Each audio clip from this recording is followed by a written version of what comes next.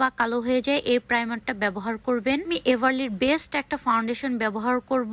অনেক বেশি ভালো একটা ফুল কভারেজ ফাউন্ডেশন, 24 ঘন্টা পর্যন্ত কিছু হয় না, oil free, mattify, shine control, long lasting, waterproof, SPF 50 দেওয়া আছে। হলো আপনাদের এক্সট্রা করে কোনো সানস্ক্রিন ব্যবহার করতে হবে না।